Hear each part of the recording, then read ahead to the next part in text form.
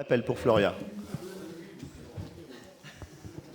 Pépin Sandro, Présent. Richard Gérald, Dufour Alice, Ducé Julien, Cartier Karine, Delisle Jean-Marie, excusez, procuration donnée à Alice Dufour, Caldi Séverine, Lamalène Abdella, Nigène Caroline, De Villez Marinette, Duprat Ghislaine, Dumont Josette, Rony Gauthier Nathalie, Donamanien Sandrine, Malgrand Ludovic, Tanly Ferrat, excusez, procuration donnée à Floria Paquirel, Carpano Colora, Anquès Marvin, Monet Quentin, Gall Julien, Paquirel Floria, présente, Magana Lucien, Goncalves Maria, Périssa Faber Georges, Desbiol Jean-François, absent, Colin Isabelle, Vicente Joël, excusez, procuration donnée à Périssa Georges, Kélifi Saba, absente, Makeda Denis. Très bien, merci. Donc, délibération numéro 1. Convention cadre plurannuel Petite Ville de demain, donc du bassin clusien, valant opération de revitalisation de territoire pour la communauté de communes Cluse-Arvey-Montagne, mais aussi donc pour les 3 communes de Cluse, Marnat et Sionzier. On a donc la chance de faire partie de cette convention. À savoir, on avait déjà adhéré à la convention lors du dernier conseil municipal du 5 mai 2021. Et aujourd'hui, il va falloir approuver pour que je puisse la signer. Donc, qu'est-ce que c'est cette convention ? Pour faire simple, on est donc sur c'est un projet, c'est un programme d'investissement donc qui est proposé sur plusieurs années. Vous pourrez retrouver un tableau sur le numéro page 222 en annexe, qui propose donc 10 points essentiels, 10 actions fléchées à mettre en place pour les prochaines années. Alors, il n'y a pas d'obligation à les réaliser, mais ça donne un cadre de travail. Donc, pour un budget total donc, cumulé pour ces 10 opérations de 19 524 875 €, et je vous passe les centimes. À savoir, il y a déjà 10 millions d'euros de consacrés sur un futur groupe scolaire. Hein. Donc, est-ce qu'il y a des questions sur cette convention Petite Ville de demain?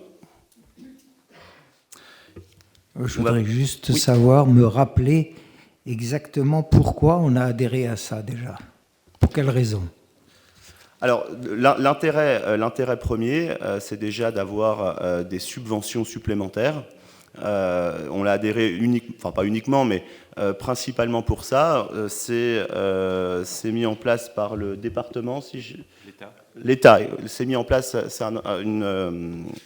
c'est une convention qui est mise en place par l'État. Effectivement, peut-être que Pascal pourra donner un peu plus de détails sur. En fait, comme vous l'avez dit, Monsieur le maire, vous aviez délibéré sur un contrat de préadhésion. Donc, près de 18 mois après, arrive la convention définitive. Et il s'agit de politiques contractuelles sur lesquelles l'État engage les collectivités sous l'égide de l'intercommunalité auquel elles sont rattachées, donc la 2CCAM.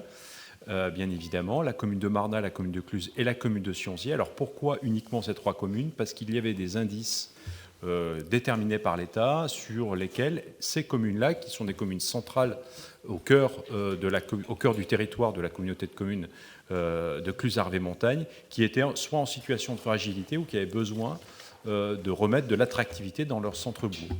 Donc en fait, l'État contractualise et conventionne de plus en plus avec les territoires pour engager, comme l'a dit à l'instant Monsieur le maire, prioriser les aides aux subventions et divers fonds que l'État met en place, que ce soit sur la mobilité, sur les friches, pour réhabiliter les friches industrielles, mais aussi pour le développement économique. Et puis surtout, c'est une convention qui permet d'avoir un levier juridique.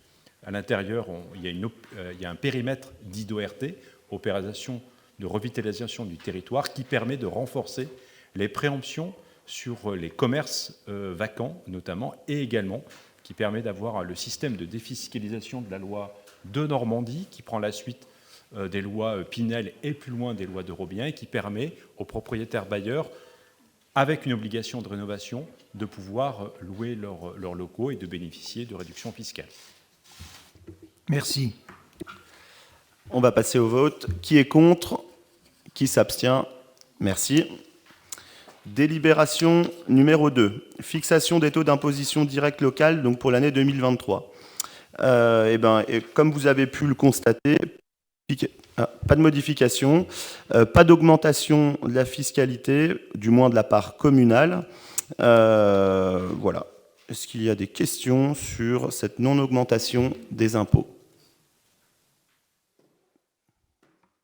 Alors, on va passer au vote. Qui est contre? Qui s'abstient? Merci.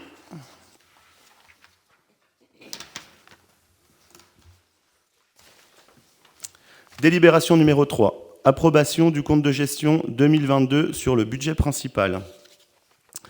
Donc, pour résumer, nous avons eu des recettes à hauteur de 13 330 478 pour des dépenses à hauteur de 11 578 313. Donc, ce qui nous donne un reste, un excédent de 1 752 164. Donc ça, c'est pour le résultat du budget principal 2022. Est-ce qu'il y a des questions? Alors, on va passer au vote. Qui est contre? Qui s'abstient? OK. Merci. Donc 2 abstentions. Y compris ton pouvoir ou juste toi, Georges? 2 abstentions.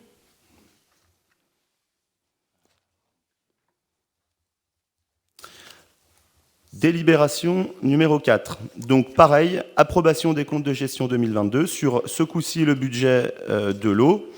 Donc nous avons eu sur cette année 2022 des recettes à hauteur de 762 614 €, avec des dépenses de 834 125 €, à savoir donc ce coup-ci un déficit de 61 510 €.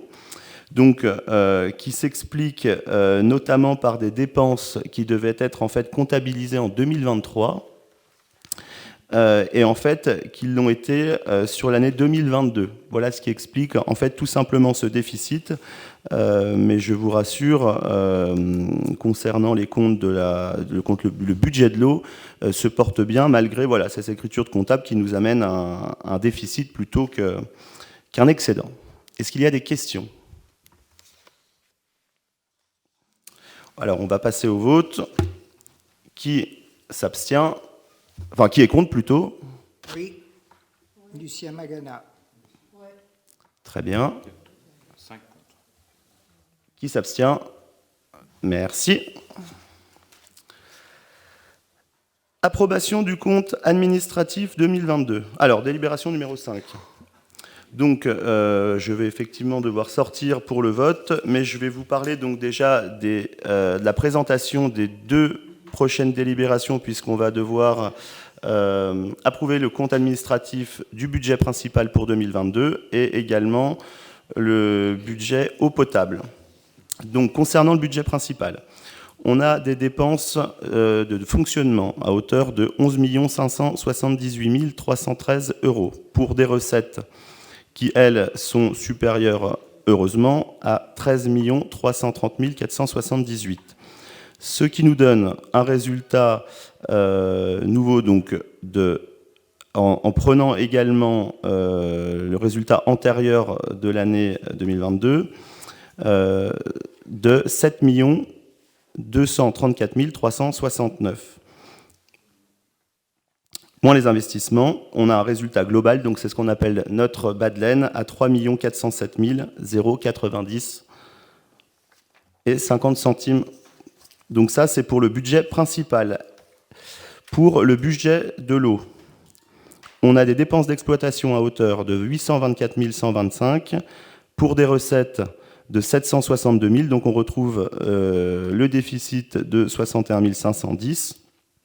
À savoir, si on reporte les résultats antérieurs, on est ce coup-ci à 514 669 €, ce qui donne le résultat aussi global, 696, excusez-moi, ce qui donne le résultat global, puisque concernant l'eau, on ne met pas les dépenses d'investissement, on n'ajoute pas les dépenses d'investissement, donc ça nous donne toujours 514 696,10 €. Est-ce qu'il y a des questions avant de passer au vote? Eh bien, je vais passer la main à Gérald pour la suite.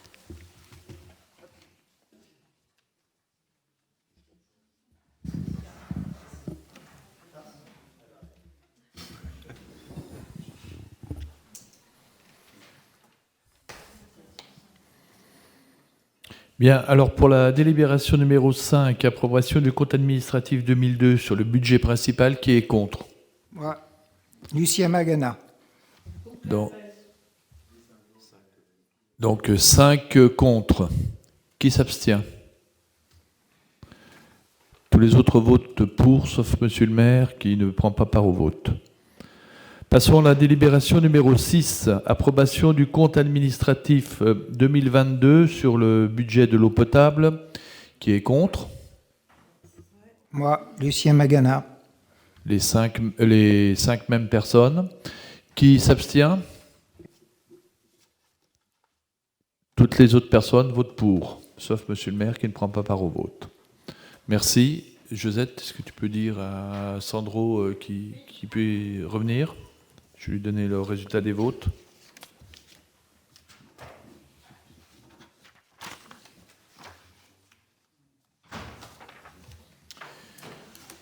Bien, sur ces deux délibérations, il y a eu 5 voix contre, il y a eu 0 abstention et les autres ont voté pour. Ok, merci Gérald et merci pour votre confiance.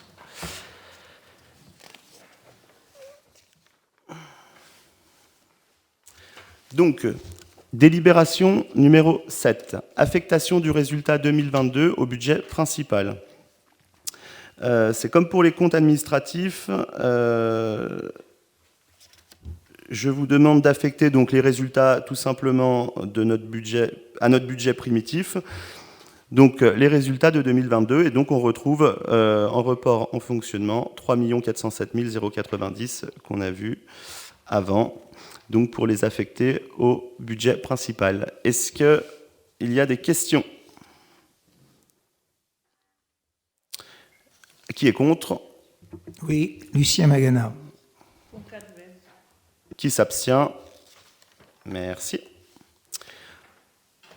Même punition pour l'eau potable. Donc ce coup-ci, on a un résultat affecté donc, de 514 696,10 €. Donc concernant le budget, l'affectation du résultat sur le budget de l'eau potable, est-ce qu'il y a des questions? Qui est contre? Oui, Lucien Magana. Qui s'abstient? Merci.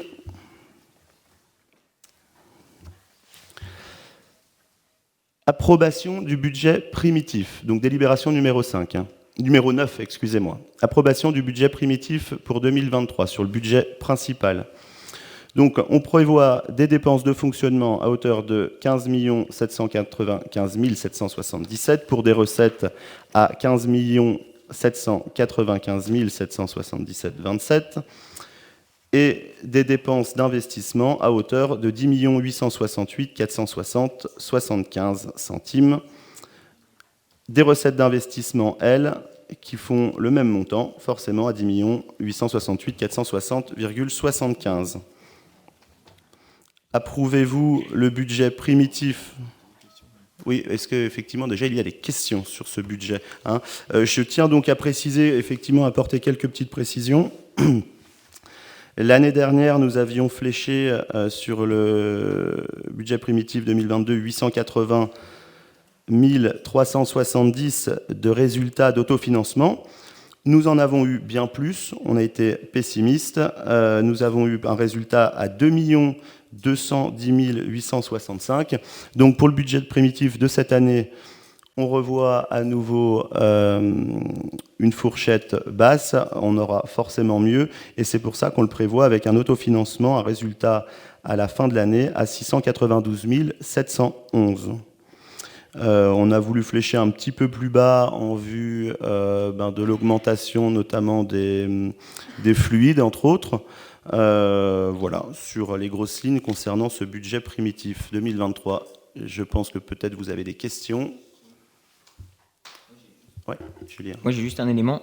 À mon avis, il y a une petite erreur dans la délit, parce que c'est écrit y compris RAR 2021, et en dessous, y compris RAR 2020. D'accord, ok, donc c'est bon. Bon, ça marche. Merci. Est-ce qu'il y a d'autres questions? Bon, eh ben on va passer au vote. Qui est contre? Oui, Lucien Magana. Qui s'abstient? Ah. Ouais. 5 contre. Les abstentions. Merci. Et on recommence ce coup-ci pour le budget primitif concernant l'eau potable. Donc, on a des dépenses d'exploitation qui s'élèvent à 1 261 307,50 centimes, des recettes d'exploitation pour 1 261 307,50 centimes. Et concernant l'investissement, nous sommes à 562 168,20 € pour des recettes d'investissement de ce même montant, 562 168,20. Donc ce coup-ci, par rapport au budget primitif 2022, avait été fléché 215 067. Et le compte administratif de 2022 nous révèle que finalement, on avait vu le chiffre à la baisse puisqu'on a eu un résultat à 315 835,20. Donc voilà, pour le budget 2023, on revoit un petit peu à la hausse ce chiffre à 236 992 d'autofinancement. En espérant forcément qu'on soit plus haut que le budget primitif. Mais je pense qu'il n'y a pas de grand risque. Est-ce qu'il y a des questions pour l'eau? Eh bien, on va passer au vote. Qui est contre? Oui, Lucien Magana. Qui s'abstient? Merci. C'est bien d'être contre, mais ça serait bien qu'on nous explique pourquoi. Pas beaucoup d'explications à vous donner. On n'a pas beaucoup d'explications à vous donner, puisque vous ne nous en donnez pas beaucoup non plus pour certains sujets. Alors donc, ce sujet-là, on va se taire. Voilà, vous avez les chiffres. Après, peut-être que c'est complexe, j'imagine, mais vous avez les chiffres. Oui, c'est très complexe. D'ailleurs, c'est plein d'erreurs. D'ailleurs, il y a encore eu des corrections hier. Allez, on va avancer. Délibération numéro 11, concernant les subventions de l'année 2023, et je vais laisser la parole à Gérald. Pas de souci, tiens, si tu veux.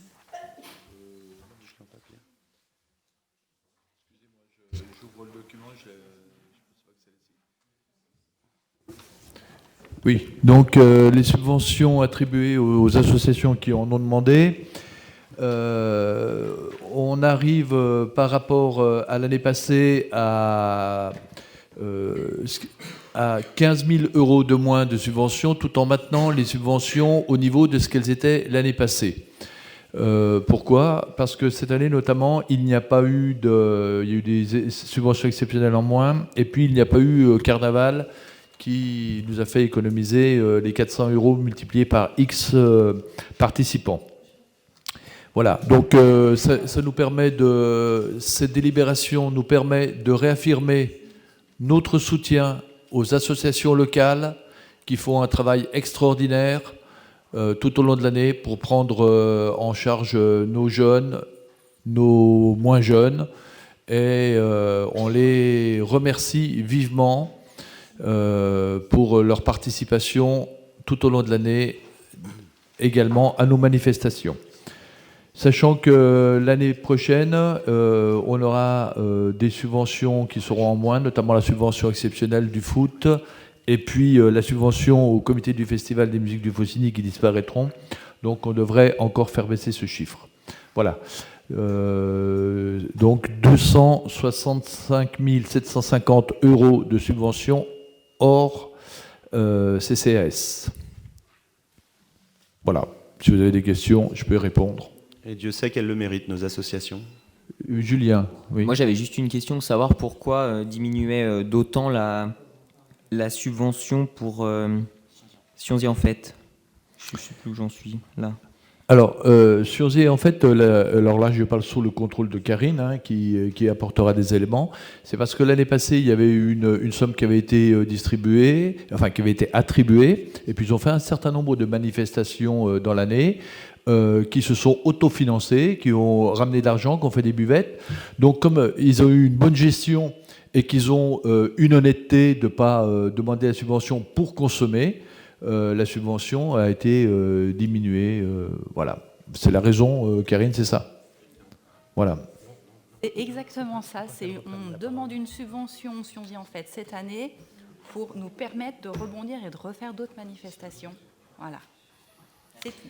Alors, vous avez un certain nombre également de chiffres qui sont en jaune. Il y a l'explication, mais je vous la donne. C'est des associations qui n'ont, il n'y en a pas beaucoup, mais des associations qui n'ont pas fourni le dossier complet ou qui n'ont pas fourni, mais on suppose qu'ils vont le fournir parce que c'est les habituels retardataires. Donc on a provisionné la somme et puis cette somme est bloquée jusqu'à ce qu'on ait les documents ad hoc. D'autres questions? Ben, s'il n'y a pas d'autres questions, on peut passer au vote. Alors, Karine a une question ou une remarque? Moi, je ne prendrai pas part au vote parce que je suis présidente de alors, l'association. merci Karine, parce qu'en fait, il y a un certain nombre, on a vérifié les textes, et toute personne faisant partie d'un conseil d'administration d'une des associations subventionnées ne peut pas prendre part au vote. Donc, on a fait le point, et sauf erreur de notre part, hein, ne peuvent pas prendre au vote Jean-Marie Delisle. Donc, Alice ne votera qu'une fois. Moi-même, je ne peux pas prendre part au vote. Karine Cartier, Marie-Jo Concalves, Sandrine Denamagnin, Joël Vicente, donc Georges ne votera qu'une seule fois, et Nathalie Grenu-Gauthier. Voilà. Donc, il faudra, Geneviève, compter sans ces personnes-là, qui ne prennent pas part au vote. On peut passer au vote. Alors, donc, concernant les subventions des associations pour l'année 2023, qui est contre? Qui s'abstient? Merci. Délibération numéro 12, actualisation d'autorisation de programme de l'aménagement du quartier du Crozet. Donc, pour information, nous sommes sur la finalisation des travaux du quartier du Crozet, pour un coût total de l'opération de 3 599 896 €. À savoir, sur cette somme-là, qui est le coût global de l'opération, on touche en subvention de la région, du département, entre autres, environ, enfin pas environ, on touche 1 700 000 €. Donc, ce qui est plutôt bon pour nos finances. Et en fait, cette délibération, c'est juste un ajustement de crédit de paiement, en fait, tout simplement pour pouvoir permettre de finir les travaux cette année. Mais je tiens à préciser qu'il n'y a pas de dépassement d'enveloppe concernant les travaux et concernant ce qui a été prévu sur les différentes tranches et sur l'ensemble des travaux du Crozet. Est-ce qu'il y a des questions? Alors, on va passer au vote. Qui est contre? Qui s'abstient? Merci. Délibération numéro 13. Redevance d'occupation temporaire du domaine public, du domaine communal. Donc, en fait, c'est des tarifs qu'on avait déjà votés en 2022, pas de changement. On peut retrouver donc il y a deux tarifs. On a le forfait jour, qui en fait sont tout simplement des tarifs pour, entre autres, musique en stock ou des événements exceptionnels. Donc, par exemple, on peut retrouver le chalet 5x5 à 800 € TTC jour ou les food trucks à 100 € du mètre linéaire par jour. Et ensuite, en dessous, on peut retrouver des emplacements, ce coup-ci à 2 € au forfait du mètre carré, donc par mois pour la période d'occupation. Voilà. Et donc le marché, lui, puisqu'on est obligé de mettre en place et de faire payer nos exposants, nos marchands, à 1 € le mètre linéaire par jour. Voilà, en fait, tout reste inchangé. Est-ce qu'il y a des questions? Oui. À partir de quelle date? C'est par mois, donc c'est toute l'année. Donc, alors, comment on règle tout ça? C'est les gens qui font la demande, les restaurants? Donc, si j'ai bien compris, sur la place, les arts et métiers, c'est toute l'année. Alors, non. Il y a une convention qui est faite avec chaque commerçant pour se positionner soit sur le domaine public communal, soit sur le domaine privé communal. La prise d'activité de la terrasse est signalée à la commune, qui fait le point de démarrage de la convention à l'année N. La date de fin est signalée.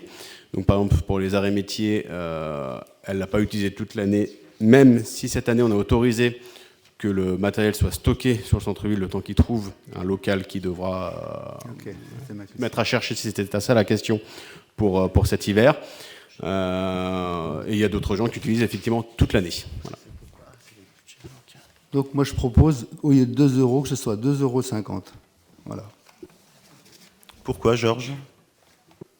Parce que l'année dernière, il y avait des travaux. On avait dit qu'il y avait des travaux. C'était même Stéphane qui avait dit 2 € parce qu'il y a les travaux. Faut être voilà. Maintenant, je pense que les travaux sont finis.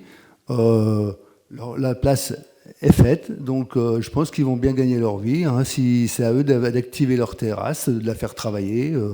Voilà. Effectivement, je propose 1,99 €. Bon, de toute façon, la délibération... Je n'ai pas fait de calcul précis, mais vu que les autres ne le font pas non plus, je propose 1,99 €. Monsieur Ducet, vous avez l'air un peu goguenard aujourd'hui.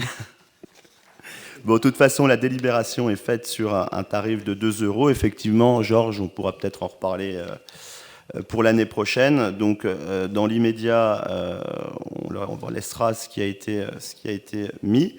Effectivement, ça fera l'objet d'une discussion, pourquoi pas l'année prochaine, pour évaluer tout ça. Est-ce qu'il y a d'autres questions? Alors, on va passer au vote. Qui est contre? Qui s'abstient? Merci. Tarif 2023 sur le service du service de l'eau potable. Donc vous avez pu voir en annexe,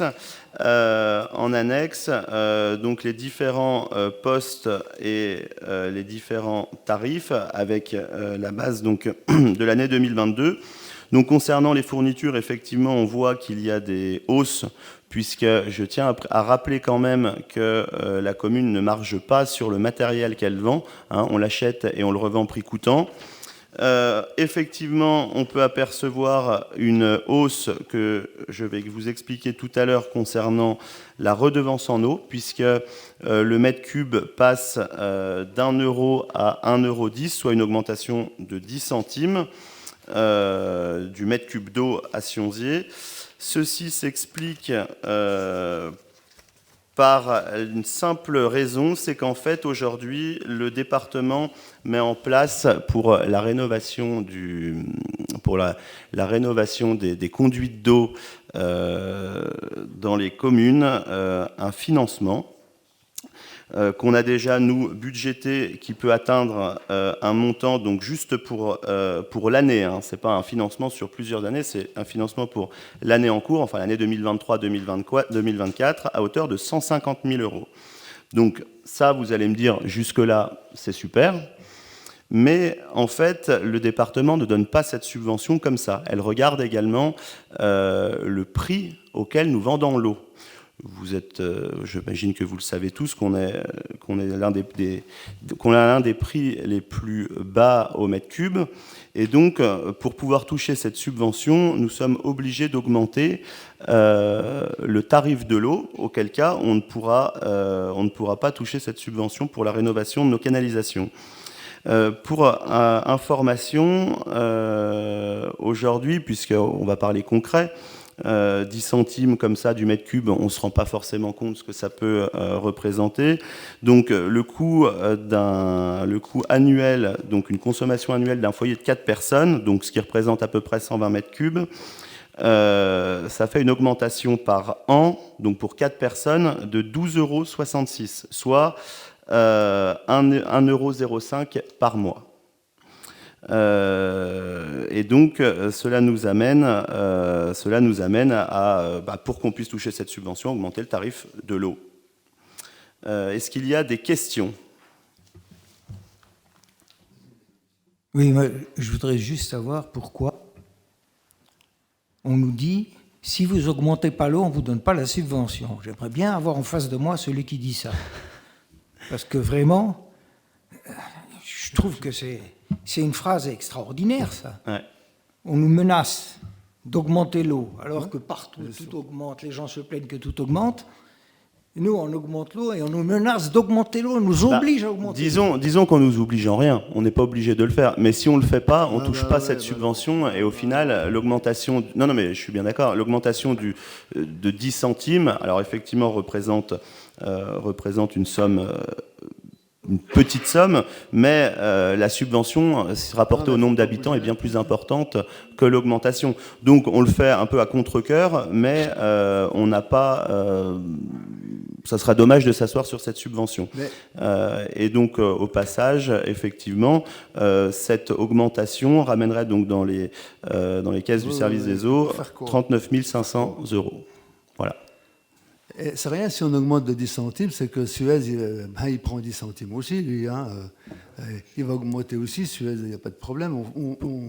Pourquoi Suez ? Bien sûr, ils vont profiter de tout ça. Ben oui, bien sûr. Nous, on augmente de toute façon, l'eau, pour toucher 150 000 € cette année, et l'année prochaine, on ne l'aura pas. Mais l'augmentation de l'eau, elle sera faite, elle sera là, elle sera perpétuelle. Il faut rappeler qu'en 2026, on aura l'obligation de transmettre l'eau à la DCCAM et qu'il y aura malheureusement l'obligation de la transférer et une convergence des tarifs. Et aujourd'hui, on est dans les plus bas et comme l'assainissement et comme les ordures ménagères, il y aura une réactualisation des prix qui fera que puisqu'on est dans les plus bas, et ben forcément l'eau, puisqu'on n'en aura plus la maîtrise, augmentera de manière significative pour être en corrélation avec les autres communes. Donc aujourd'hui, ces 10 centimes, ça nous permet d'obtenir 150 000 € parce qu'on a encore cette maîtrise. Le jour où on n'en aura plus, on oubliera ces tarifs-là. On va passer largement au-dessus. Et c'est plus nous qui décidons. On est effectivement bien loin. On a fait un petit calcul par curiosité le jour où on perdra cette compétence. Alors bien qu'on ne le souhaite pas, mais malheureusement on y sera contraint. On serait sur un prix bien supérieur quand ça sera géré par une entreprise privée. On serait plutôt de l'ordre de 2,60. Donc sachant qu'aujourd'hui on est à 1,86. Donc on est quand même encore bien plus bas. Hein. On est à 1,86 à Sionzier. On peut la retrouver à Nancy-sur-Cluse à 4,52 par exemple, ou à Maglan à 3,23. Donc oui, c'est toujours embêtant d'augmenter, mais on reste encore très bas. Voilà. Est-ce qu'il y a d'autres questions concernant cette délibération ? Je vais juste dire, en fait, au niveau du financeur, si je comprends bien, le département nous dit « je vous aide ». Seulement, si vous augmentez, en fait, pour dire, à un moment donné, le service des eaux est censé, entre guillemets, recevoir suffisamment de recettes pour s'équilibrer et faire normalement les investissements lui. En fait, le département ne veut pas financer des collectivités qui, volontairement, en fait, appliquent un tarif de l'eau bien moindre pour, en fait, dire, de toute façon, le département finance les investissements, donc on n'a pas de raison d'augmenter. En fait, le département, par là, veut inciter les collectivités à dire d'accord, je vous aide, mais attention, en face, vous n'appliquez pas un tarif de l'eau, je dirais pas dérisoire, mais enfin décorrélé par rapport aux besoins d'investissement, en fait. On en est là. C'est finalement ce qui explique. Je comprends, ça peut paraître bizarre de dire le département arrive, impose les choses. En fait, il n'impose pas, je pense que c'est plutôt incitatif en disant voilà, il ne faut pas non plus décorréler les choses. Il ne veut pas financer des choses si en face le coût de l'eau ne suit pas, entre guillemets, l'évolution et le coût. Je vois les choses comme ça. Je peux me tromper, mais je pense que c'est là-dessus, en fait, c'est ça qui explique. Mais c'est quand même le citoyen qui paye à la base. C'est juste la chose. C'est pas le département. Il donne des subventions, mais c'est quand même l'ensemble des citoyens qui payent l'eau. On la de toute façon, tous les 2 ans, on va dire on met 10 centimes, on met 20 centimes, on continue. Et moi, je trouve que cette année, pour une année compliquée, pour tout le monde, qui ont vu leur électricité augmenter, même la commune, j'arrive pas à comprendre que le département arrive à pousser. Alors là, là, il y a quelque chose qui me choque. Il n'y a pas d'obligation, qu'on soit bien d'accord, mais effectivement, vu l'impact d'un euro... Alors peut-être qu'on vit au-dessus de nos moyens, il y a peut-être ça aussi. Alors peut-être que voilà, faut peut-être qu'on fasse attention sur nos dépenses, les services, je sais pas moi. Il y a plein de trucs qui peuvent aussi jouer. Le tarif cible de financement du département, c'est 1,50 € du mètre cube. Il faut savoir que 70% des communes de Haute-Savoie sont au-deçà de ce tarif-là. Donc on est dans une des communes où ils estiment qu'effectivement, si on souhaite être abondé de financement, et pas que cette année, parce que c'est un programme pluriannuel dédié réellement sur l'abaissement du taux de fuite et sur le renouvellement du réseau, il faut effectivement qu'on ait la capacité à investir et pas être dépendant exclusivement des subventions. Donc là, je rejoins Julien Gall. C'est le programme. Et donc, la question effectivement à se poser, c'est l'aspect compétitif de notre tarif, qui le demeure encore, puisqu'on, malgré cette augmentation, on reste dans les 30% des communes les moins chères de Haute-Savoie. Mais ça nous permet effectivement de nous adosser à cet 1,50 € tout rond. Voilà. J'ai reçu un message de Loïc Hervé, là, pour la compétence des Comcom.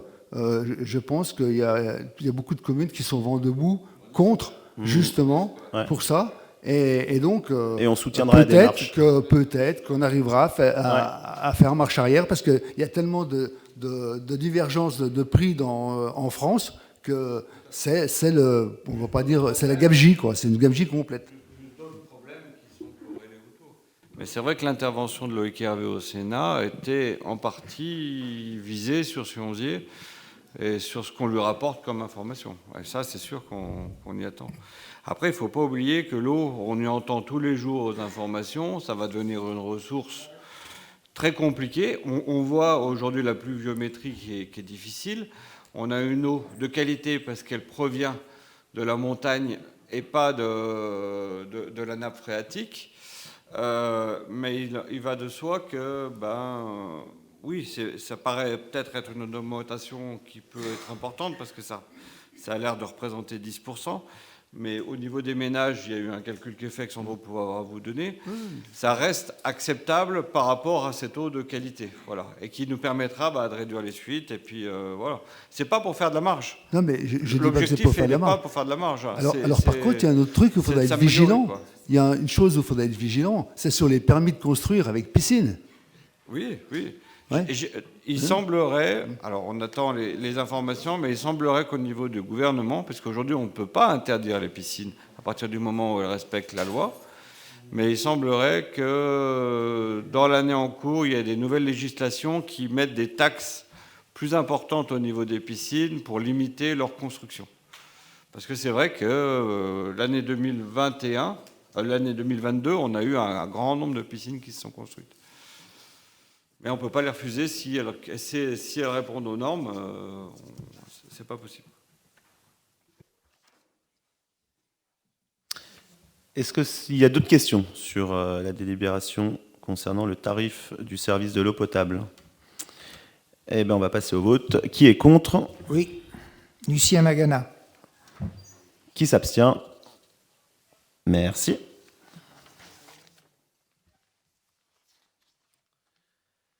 Délibération numéro 15, tarif des prestations d'installation de miroirs de sécurité pour l'année 2023. Donc ça, c'est tout nouveau. On a eu de nombreuses demandes pour l'installation de ces miroirs dans des zones qui sont potentiellement dangereuses. Donc le choix a été que, donc bien entendu, si la commune juge l'installation de ce miroir nécessaire, qu'elle soit prise en charge à hauteur de 50% par la commune et 50% par le demandeur. Donc après, voilà, on peut voir les deux types de miroirs avec une distance d'observation de 10 mètres ou de 15 mètres, et puis la fourniture de la pose d'un mât. Voilà. Est-ce qu'il y a des questions ? Ça coûte combien d'installer un miroir? Le coût, c'est écrit sur l'annexe. Ah oui, je ne l'ai pas. Lucien.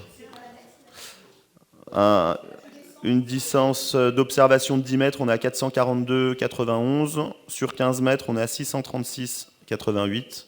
Et puis voilà. Est-ce qu'il y a des questions? Quand le miroir est cassé, c'est la commune qui le remplace.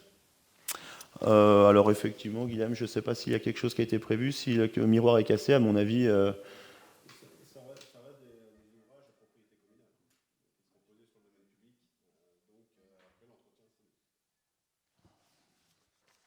Voilà.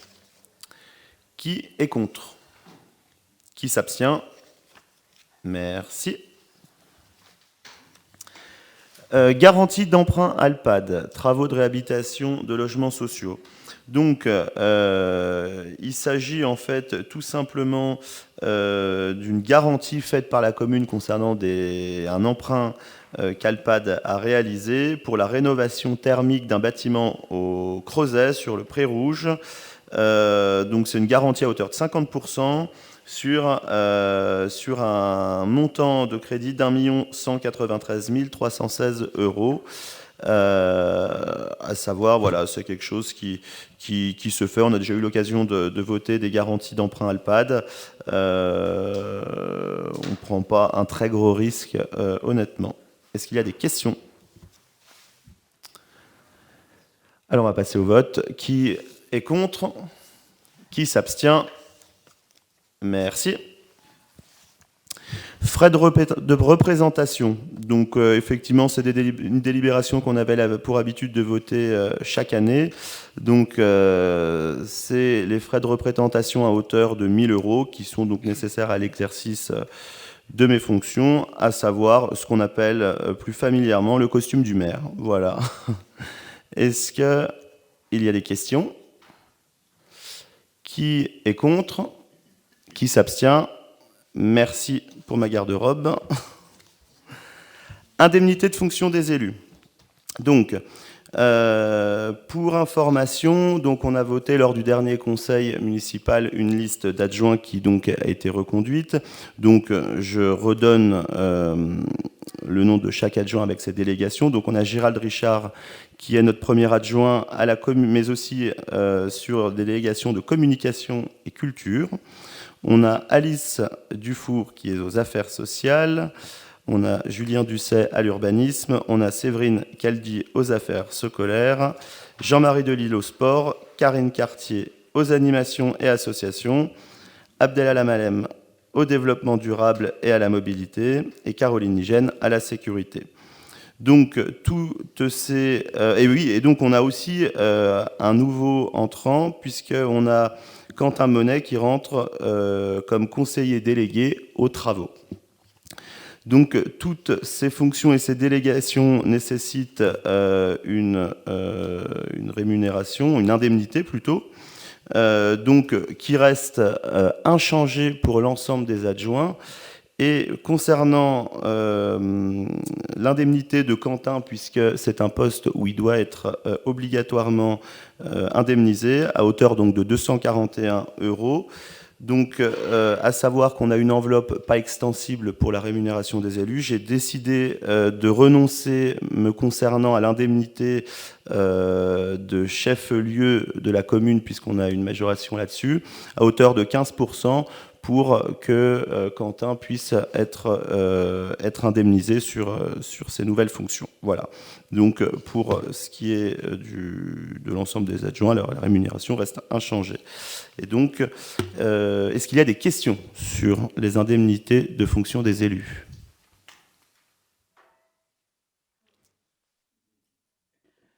Parce qu'on avait, après ce que j'ai compris, il devait y avoir une augmentation de 15% par tous les adjoints.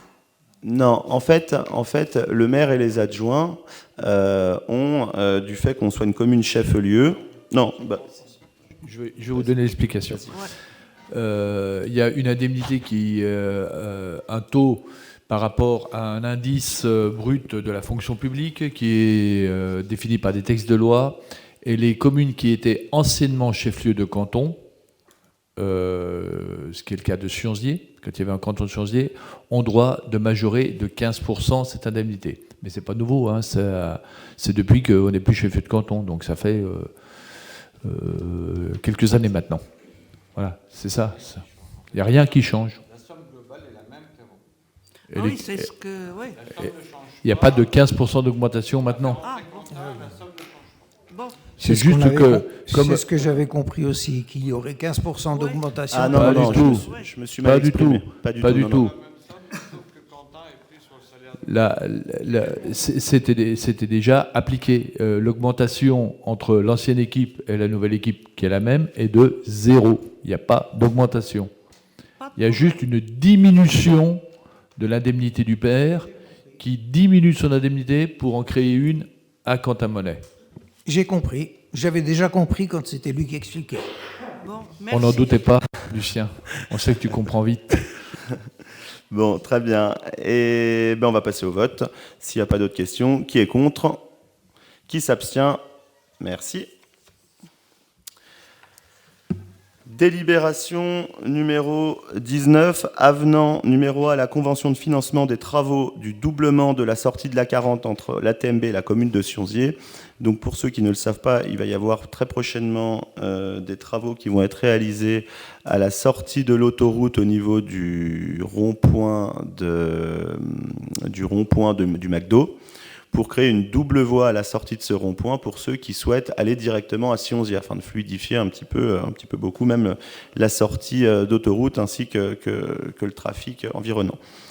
Une étude avait été lancée en 2019 avec un projet qui avait été évalué à 256 000 euros. Aujourd'hui, avec les augmentations qu'on peut retrouver un petit peu de partout, l'étude, sachant que les travaux doivent être réalisés, si je ne dis pas de bêtises, cette année, le montant a lui bien augmenté puisqu'on passe à 347 505 euros. Et aujourd'hui, nous sommes donc obligés... Donc, à savoir, je tiens quand même à préciser que la commune paye ses travaux à hauteur de 50%, et l'ATMB, lui, les paye le reste. Hein, voilà. Mais on est obligé de repasser une délibération en vue de l'augmentation des montants. Est-ce qu'il y a des questions ? Moi, juste une question, c'est pour quand les gens vont sortir de l'autoroute en direction de Sionzier. Ils vont avoir cédé le passage, un stop, ils vont s'intégrer dans le rond-point. On n'a pas vu un plan de tout ça. On ne sait pas. C'est un céder le passage. C'est-à-dire que donc on crée une voie de droite en empiétant sur le domaine du McDonald's et on rentre dans l'anneau du giratoire, quasiment sur la sortie Sionzier. Le premier projet qui avait été travaillé par la TNB était une voie d'insertion directement sur la montée du pont pour s'affranchir du rond-point. C'est un projet qui a été abandonné par la TNB. Alors je ne maîtrise pas les raisons, parce que c'était lors du précédent mandat. Et donc on arrive bien sur un céder le passage, sur un double céder le passage du coup. D'accord. Okay.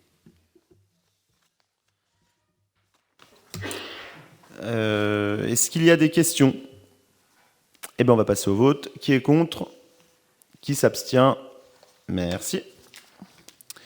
Je vais laisser la parole à Julien pour les prochaines délibérations qui sont importantes mais qui n'ont pas un gros enjeu. Enfin, Julien va tout vous expliquer.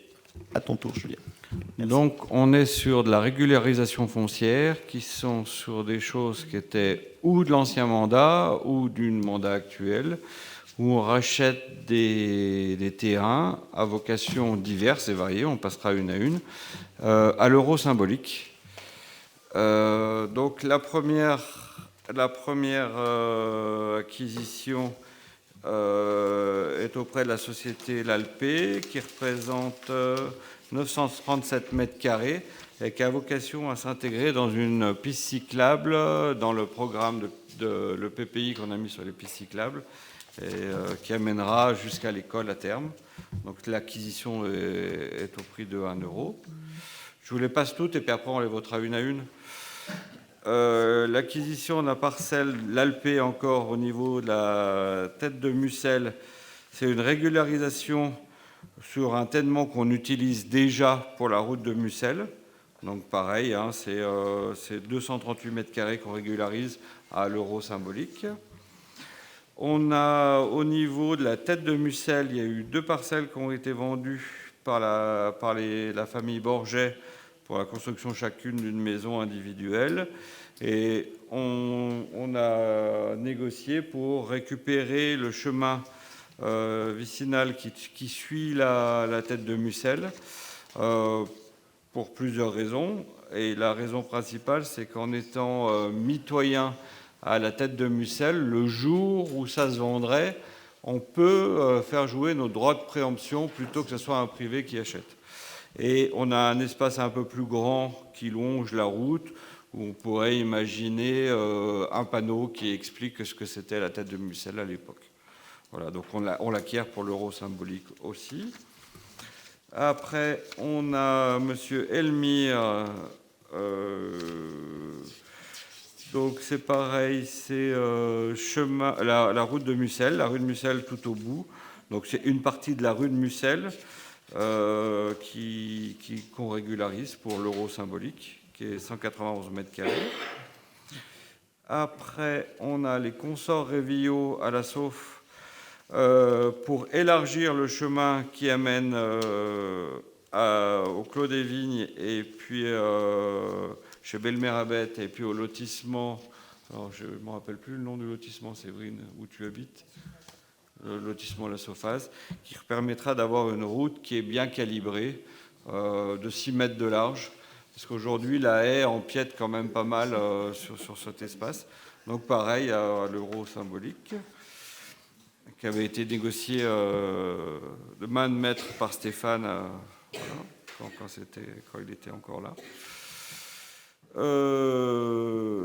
On a encore, alors, c'est dans la continuité de la première délib avec l'Alpé, donc c'est pour cette piste cyclable qui longerait la départementale. Donc c'est la continuité de la première, si vous regardez bien. Et on récupère une parcelle de 149 mètres carrés pour l'euro symbolique, qui avait été négocié à l'époque. Et pour la dernière, c'est la rue des Vergers. Alors là, c'est encore plus ancien. Hein, la rue est vraiment utilisée aujourd'hui par tout le monde. Mais il fallait qu'on régularise cette bout de parcelle qui est privée. Donc on la récupère pour l'euro symbolique. Alors, pour répondre à toutes les questions, c'est qu'il nous les cède pour l'euro symbolique, mais on paye les frais d'acquisition chez le notaire, qui sont autour à peu près de 1 500 € pour chaque délibération. Donc il y en a 7. Voilà.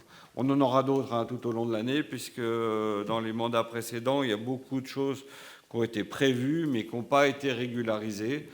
En général, c'est des rues qu'on utilise, ou alors c'est des chemins à vocation piétonnier ou cyclables qui vont arriver. Donc voilà. Merci Julien pour ces explications. Est-ce qu'il y a des questions par rapport à toutes ces délibérations qu'on va reprendre une par une pour les voter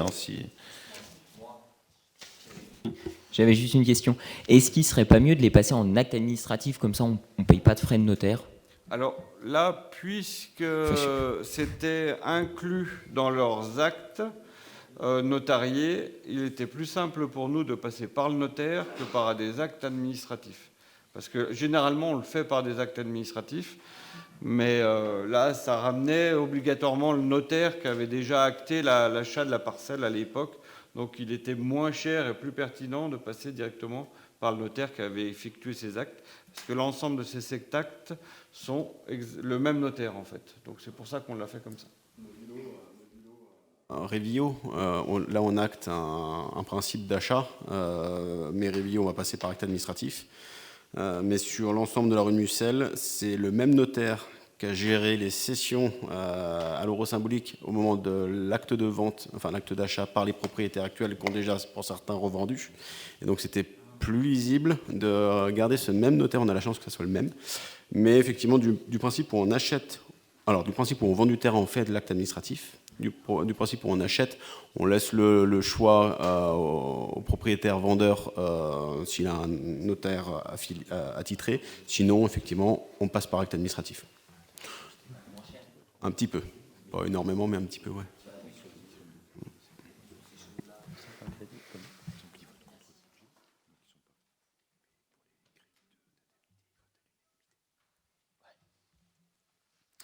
Y a d'autres questions ?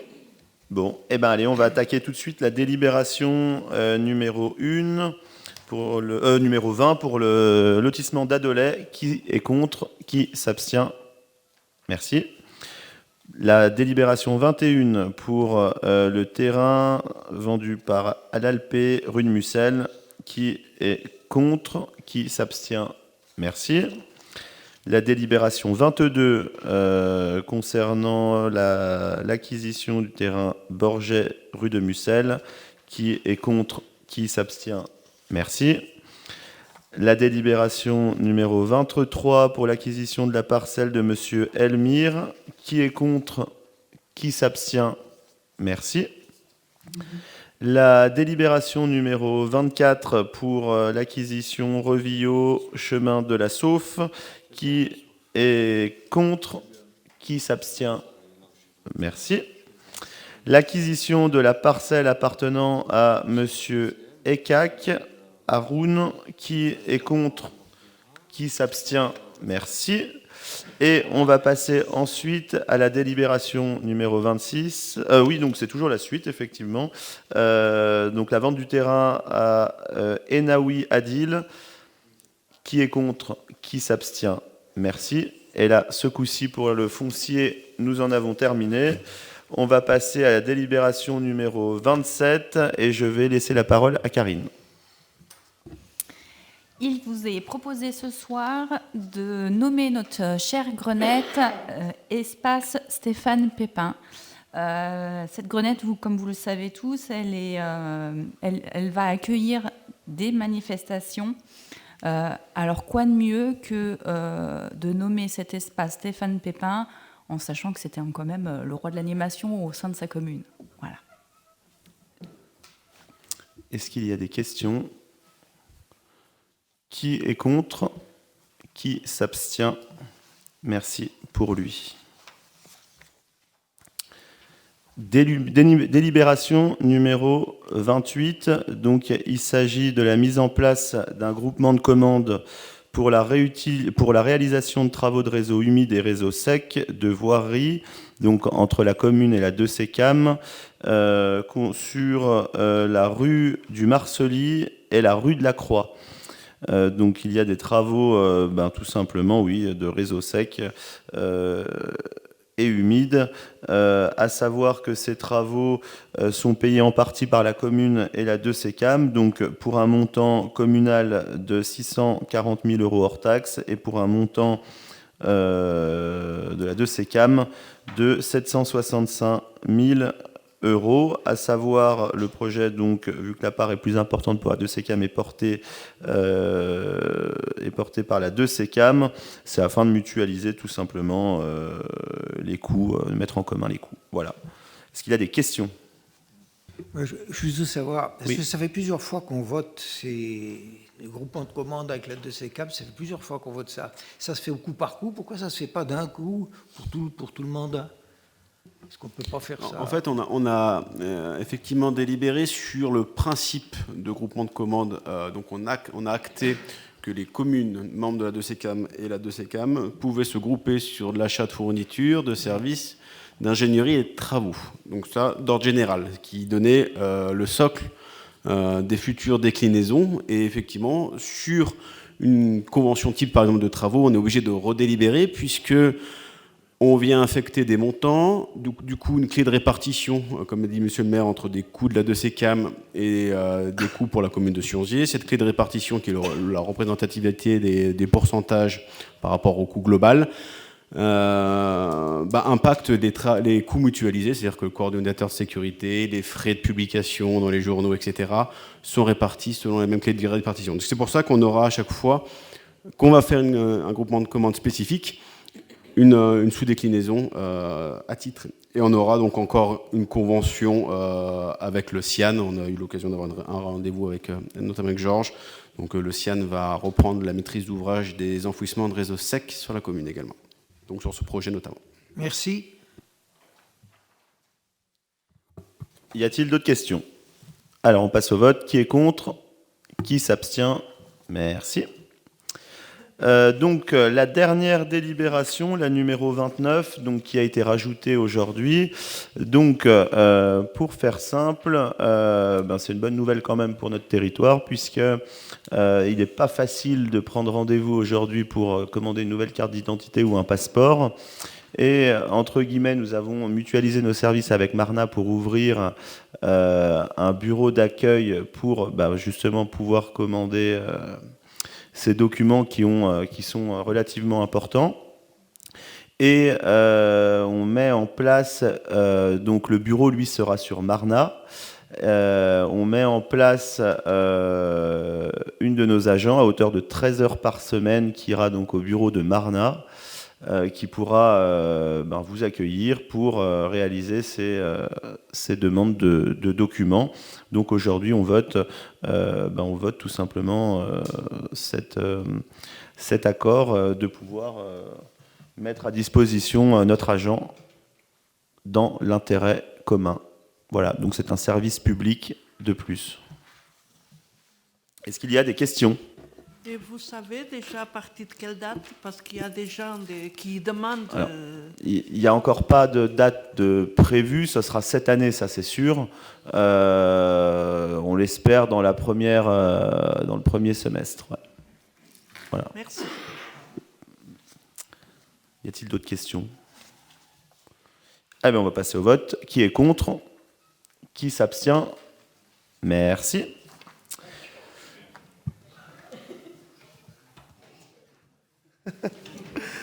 Donc, communication du maire, à savoir, il y a eu 35 DIA, aucune préemption. Vous pouvez retrouver la liste des DIA qui est annexée. Je vous demande d'approuver le PV donc, du dernier conseil municipal du 15 février et du 11 mars. Est-ce qu'il y a des questions concernant le PV de ces deux conseils, donc du 15 février et du 11 mars? Non, très bien. Et puis également, vous avez en annexe la revue de presse, la revue de presse qui est plutôt, comme on peut l'imaginer, bien chargée. Voilà. Est-ce qu'il y a des questions? Des questions diverses. Georges? Non, moi je vais faire une communication, moi. Oui. Donc je ne participerai plus aux réunions du PLU, parce que je trouve que pour moi c'est une mascarade. Vu le nombre de permis de construire qui sont donnés sur Sionzier, on a une impression qu'on se dépêche de construire avant que le PLU ne soit mis en place. Donc comme le PLU ne sera peut-être pas fini avant la fin du mandat, donc moi je ne participerai plus à ces réunions. Voilà, c'est tout. Très bien, écoutez, c'est noté. En tout cas, de toute façon, effectivement, on ne maîtrise pas si les propriétaires de terrain souhaitent vendre, on ne peut pas maîtriser cette... Il ne faut surtout pas les inciter. Ah non, effectivement, non, c'est pas le but. Ça fait aucun doute, Georges. Ça fait aucun doute. Mais en tout cas, on prend note. Il faut savoir qu'en 3 ans, pour l'instant, des permis qui ont été délivrés pour les immeubles collectifs, il n'y en a aucun qui sont sortis. Et plus de la moitié ont été annulés ou retirés. Voilà. Est-ce qu'il y a d'autres observations ou questions? Je vous invite à vous retrouver là où vous savez. Merci.